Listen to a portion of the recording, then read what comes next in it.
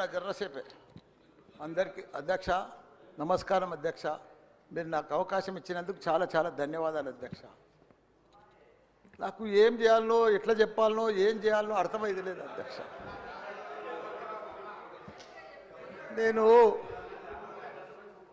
పాలమ్మిన అధ్యక్ష పువ్వులు అమ్మిన అధ్యక్ష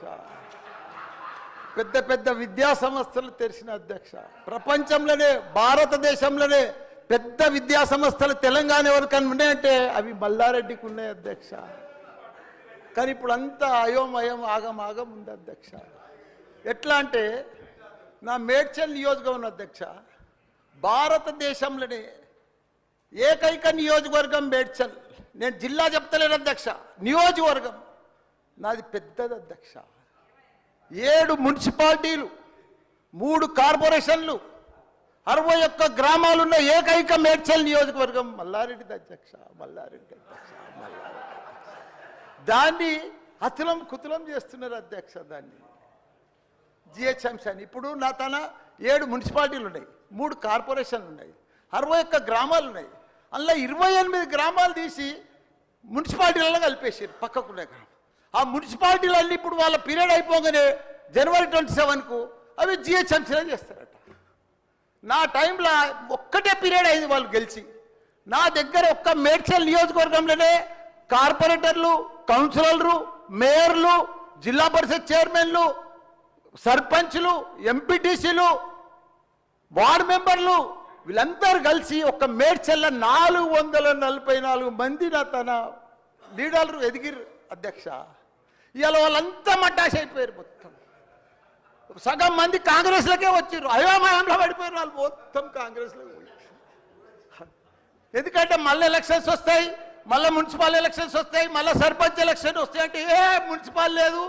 కౌన్సిలర్ లేరు అన్ని జీవోలు కూడా వచ్చేసినాయి అధ్యక్ష ఆల్రెడీ మున్సిపాలలో గ్రామాలు కలిసిపోయినట్టు మళ్ళా గ్రామాలని మున్సిపాలిటీ కూడా అన్ని జిహెచ్ఎంసీలో కలిసినట్టు ఒకటి అధ్యక్ష కల్పూర్ని తప్పు లేదు 9 మున్సిపాలిటీలు అప్పుడు సరౌండింగ్ షేర్లింగంపల్లి కానీ కొద్బుల్లాపూర్ కానీ ఇవన్నీ కలిపినప్పుడు ఏమీ లేదు ఇప్పుడు మా తాన కూడా మున్సిపాలిటీలలో ఇప్పుడిప్పుడే ఈ 5 ఏళ్ళనే డెవలప్ చేసినాం మేము కానీ ఇప్పుడు ఇప్పటికి ఇంకా గ్రామీణ వాతావరణమే ఉంది ఇంకా పొలాలే ఉన్నాయి ఇంకా సరిగా బాత్రూమ్లు కూడా సరిగా లేవు ప్రజలకు ఇంకా పెంకిటిల్లే ఉన్నాయి అవన్నీ కూడా జిహెచ్ఎంసీలో కలిపితే పరిస్థితి ఇప్పుడు బంజారాయిల్లో జూబ్లీహిల్స్లో అదే ట్యాక్స్ ఉంటుంది మా గ్రామాలలో అదే ట్యాక్స్ ఉంటుంది అధ్యక్ష ఈ పైసలన్నీ కూడా తీసుకుపోయి ఏదైనా పెద్ద పెద్ద ఫ్లైఓవర్లు వేయాలన్నా ఏది వేయాలన్నా మళ్ళీ జూబ్లీహిల్స్ బంజారాయిల్ని ఖర్చు పెడతారు అధ్యక్ష మా పుణ్యాన్ని మా మున్సిపాలిటీలో అట్లనే ఉండని ఇంకో పీరియడ్ ఉండని ఇంకో 2 ఉండని శ్రీధర్ బాబు గారు మా సీఎం కూడా చెప్పండి మీరు దయచేసి ఈ సభ ద్వారా మా మున్సిపాలిటీలు ఇంకో పీరియడ్ ఉంటే మంచిగా అవుతుంది ఎందుకంటే గ్రామీణ ప్రాంతాలు ఉన్నాయి ఇంకా వ్యవసాయాలు ఉన్నాయి ఇంకా పెంకటిళ్ళు ఉన్నాయి మనం అన్ని ఇప్పుడు నా అన్ని కూడా జిహెచ్ఎంసీలో కలిసినట్టు నాకు రూరల్ లేదు ఎంపీటీసీ లేదు సర్పంచ్ లేడు కౌన్సిలర్ లేడు ఓన్లీ కార్పొరేటర్ అది కూడా 20-30 వేలకు ఒక్కరు అవుతారు 444 మంది పోయి 40 మంది కూడా గారు ఓ 8-10 మంది అవుతారు నా నియోజకవర్గం 6,48,000 ఓట్లు ఉన్నాయి అధ్యక్ష అది అయిపోయిందా ఈ పార్టీకి అయిపోయింది దయచేసి అది చెప్పినా మీకు అంత మనవించుకున్నా హైడ్రా భారతదేశంలోనే మన హైదరాబాద్ అంటే తెలంగాణ రాష్ట్రం అంటే ప్రపంచమంతా మోగిపోయింది అధ్యక్ష ఐటీ రంగంలో కానీ ప్రతి ఒక్క డెవలప్మెంట్లో కానీ ప్రతి దాంట్లో కూడా హైడ్రా వచ్చినాక ఒక్కసారి హైడ్రా ఏం పెద్ద తప్పు పని చేయలే కానీ హైడ్రా వచ్చినాక ఒక భయాందోళనతో మొత్తం కుప్పగొలిపోయింది అధ్యక్ష హైదరాబాద్ సిటీ దిష్టి తగిలిపోయింది అధ్యక్ష నువ్వేమన్నా అనుకో ఎందుకంటే నాకు పెద్ద ల్యాండ్ బ్యాంక్ ఉంది నాకు పెద్ద విద్యా సంస్థలు ఉన్నాయి నాకేం నష్టం లేదు నేనేం ఎఫ్టీఎల్లో లేను బఫర్ జోన్లో లేను నేను జనరల్గా చెప్తున్నా అభివృద్ధి అమెజాన్ గూగుల్ ఫేస్బుక్ యాపిల్ లాంటి కంపెనీలు అమెరికా తర్వాత ఇక్కడ మన హైదరాబాద్ తెచ్చిండు మన కేటీఆర్ అధ్యక్ష హెడ్ క్వార్టర్స్ ఈయనే ఉండే అధ్యక్ష ఐటీలా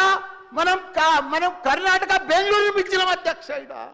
9 లక్షల మంది ఉద్యోగాలు చేస్తున్నారు ఐటీ ఉద్యోగాలు పెద్ద పెద్ద ప్రపంచం అంతా కూడా హైదరాబాద్ హైడ్రా తీసుకొచ్చి పెద్ద పెద్ద వాళ్ళకు బుగులు పట్టిపోయింది అధ్యక్ష గరీబ్ వాళ్ళు అయితే గుండెలు వలిగిపోయినాయి అధ్యక్ష మరి అది ఎందుకు తెచ్చిర్రో ఏమో మళ్ళీ నాకు అర్థం కాదు ఇప్పుడు ఒకటి అధ్యక్ష ఇప్పుడు నాయే కొన్ని ఎఫ్టీఎల్ ఉన్నాయనుకో ఎగ్జాంపుల్ చెప్తా శ్రీధర్ బాబానా మన ఇంట్లో మన సెల్ ఫోన్లో చూస్తే మన భూమి వన్ జర్సెప్టి ద ఫ్లో ఆగిపోతుంది అన్న, మీకు దండం పెడతా. మీరంతా చాలా మేధావులు. మన ఇంట్లో కూర్చొని కూడా మన పొలం హైడ్రాల్ ఉందా, చెరువు ఎఫ్టీఎల్ ఉందా, బఫర్ జోన్లు ఉందా చూసుకోవచ్చు. అంత టెక్నాలజీ వచ్చింది. గూగుల్లోకి పోతే చూసుకోవచ్చు. చూసి ఎవరెవరికి ఉందో ముందే నోటీసులు ఇచ్చి ఓపికతో అర్జెంట్ ఏముంది, తెల్లారి శుక్రవారం పొద్దుగల్లే పోయి శనివారం పొద్దుగల్లే పోయి కూలగొట్టాలని ఏముంది అధ్యక్ష. నిదానంగా వాళ్ళు కూడా మన తెలంగాణ ప్రజలే. వాళ్ళంతా కూడా మీరు ఓటేస్తేనే మనం మంత్రిలో కూర్చున్నాం. మనం